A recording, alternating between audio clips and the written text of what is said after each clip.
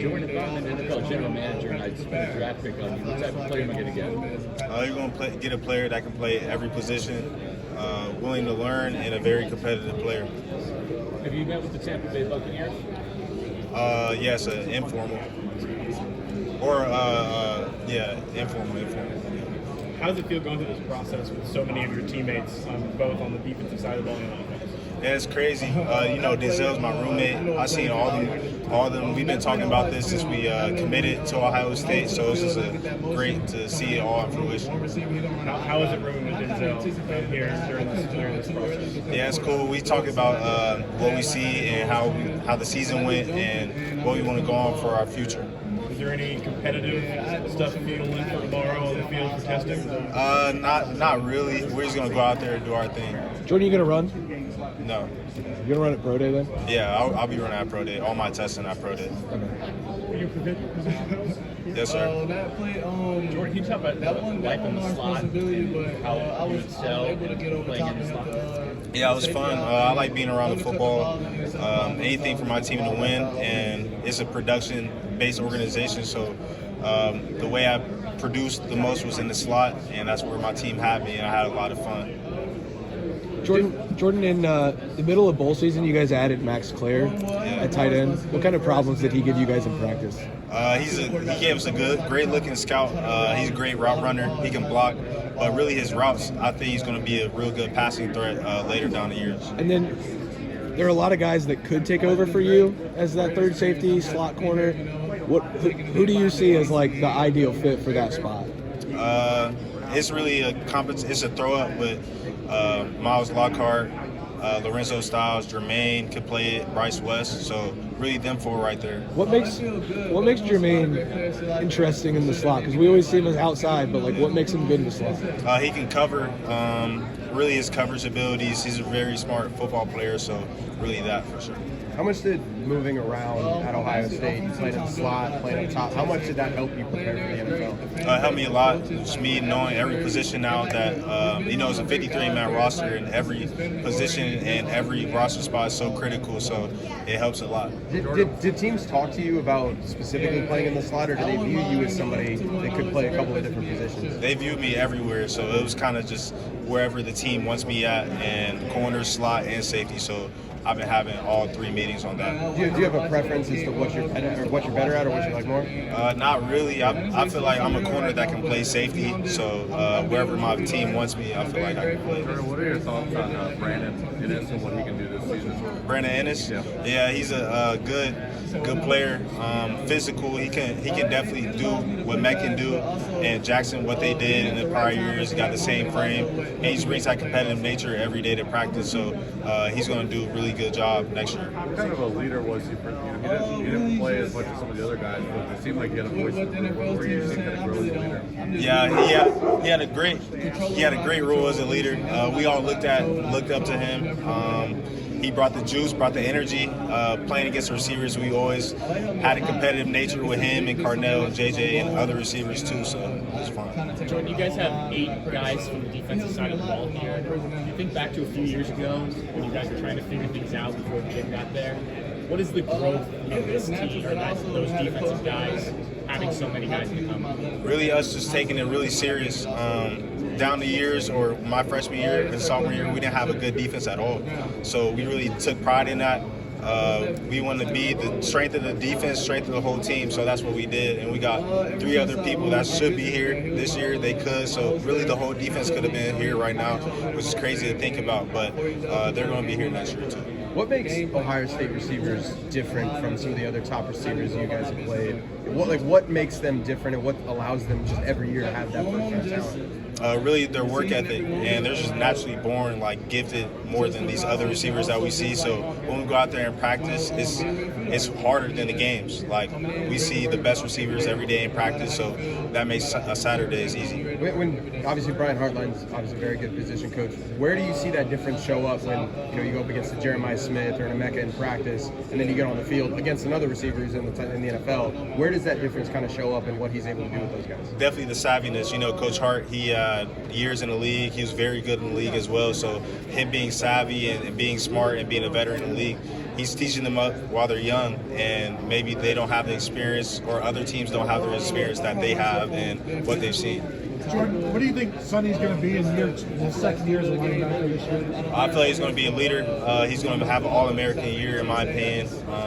He's going to try to be the best linebacker in the country. What's the difference between your first few years and learning under Coach G this past year? You say that again? Again, learning from Matt Guerreri this past year compared to the first few years that you were at Ohio State, like, what did you learn from him in a year that maybe you didn't know before this past year? I learned a lot. I didn't have any background playing safety at all, but the transition was so easy because Coach G is a great coach, a great individual. So he made the transition real smooth, and he coached me very hard and held me accountable, and it's worked out for the better. The mix between he and Walt together, like, is there a better coaching pairing that you can think of? That, it seemed like those guys work really well together. Yeah, they work perfectly together.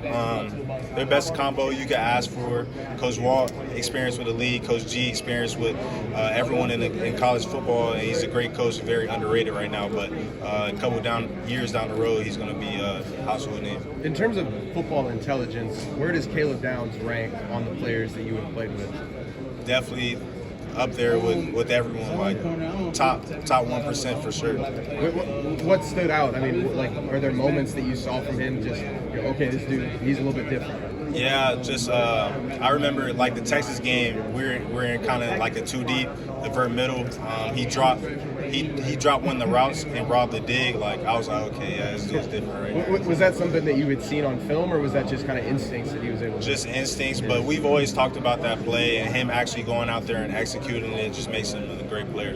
A bit unique that he still has another year to play when he could be here, like you said. Yeah, he could be here. We all know he could be here. So, yeah, he's going to go out there and be the best defensive player, in my opinion. Follow up on that. He had a lot of those tackles where it seems like he was kind of the last line of defense, and he made a shoestring tackle. Like, what makes him so good at that? How tough is it to do, to make a play like that? Just his work ethic. He works at it all the time. Like in walkthroughs, he's imagining the play breaking out and him taking the perfect angle to get the last tackle. So he works at it all the time. He moves like a professional, and that's why we see it on game day. Jordan, I think that you had the final tackle of the pro game. Is that right? The last third? Yeah, I do. I mean, obviously the game went the side of it. Yeah. How special a moment was that? It was all right. Like it was cool, but I feel like that natty was overdue for our class, and I'm just happy that we accomplished it. What was the best moment of the season? Best moment of the season for me specifically, probably Texas game.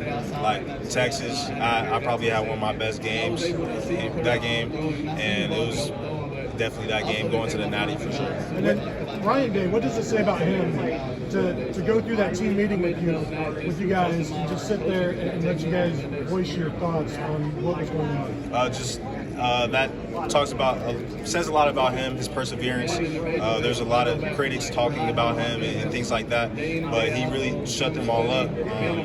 We had the meeting, and we all believed in everything he had to say and all the players had to say for us to go on that national championship run. What did you get out of that game? That we're all together. Like, no matter that we lost that game, we're all together. We all have a common goal that we're all going to accomplish. When did it sink in? The national championship run that you guys went on. When did it sink in, or has it sunk in yet? It hasn't sunk in at all, for real. So, yeah, it's cool for sure, but yeah. You kind of walk around here like I'm going to belong to. That's because you are anybody. Yeah, a little bit. I feel like, yeah, I would say that for sure. Yeah.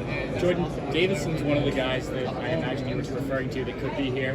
What is he going to get from going back and being at Ohio State another year?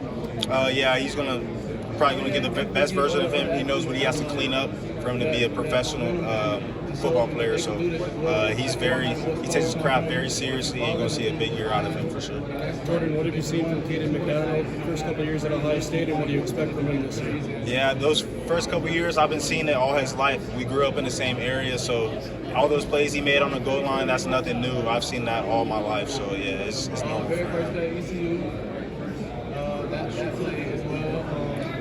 Good. Thanks, Jordan. Yeah, thank you.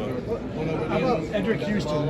What did you see out of him to put in as a freshman defensive end, move the tackle, and do as well as he did? Like, what did you see from him? What does that say about him? It says a lot about him. He used to play edge, but then he moved inside because that's what we needed him to do. So he's a great player.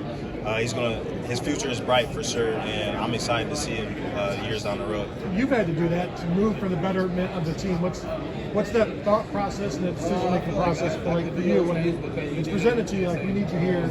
Yeah. How do you go through that? It's easy, it's Ohio State. It's anything for our national championship. What I had to do, like I just want to win the national championship so bad. So whatever the team needed me to do, that's where I played. What do you think is Tim Knowles going to Penn State? He's going to be doing great things at Penn State. Like he's probably one of the smartest people I've been around, sharpest people I've been around. So that defense is going to look scary over there for sure. So hopefully the Bucks end up on top, but hopefully he has a good time too. Which player that you played against this past year gave you the most trouble? Gave me the most trouble. I'd probably say my preparation, I had to be prepared for Tez Johnson from Oregon. What about Tez? Shifty, fast, quick. They use him a lot in like double follow concepts, so it's hard to get hands on and things like that. So Tez for sure. Is there a guy on the defensive side of the ball at Ohio State that we're not talking about? I mean, maybe a year's time, there'll be somebody that everyone will know. All those DBs, like we can go Bryce West, Jalen McClain, Miles Lockhart, Aaron Scott, all of them. Devin, I feel like Devin's going to be a real good player for sure. Really, all those young guys, they've watched us, me, Denzel, Lathan, Caleb, so it's going to be better for them down the road, and they're going to keep on carrying the legacy. I know it's early, but what about Devin stood out to you in the time he was there with you guys? His athleticism, I feel like he's very smooth. He's a smooth athlete. Definitely when he gets with Coach Walt and everything like that, he's going to be fine. What does it take for a freshman to play? Like what? I mean, obviously you saw it with Jeremiah, but like in Devin's case, what attributes does a freshman have to be able to step in and contribute right away? Maturity. You got to know the playbook. You have to act mature. You have to get the old guys to vouch for you. And I feel like Devin can do that, and all the other young guys, they can do that as well. So their future is going to be bright for sure. Jordan, when Denzel said in March, I know you guys all fought, but when he actually kind of announced it, He's true. Like we all talked about it. He just announced that in front of the whole media and everything like that. But that's not anything we wasn't saying in the locker room. What kind of pro do you think Denzel will be? What kind of pro do you think Denzel will be? I think he'd be a 10-year vet, 10-year plus vet.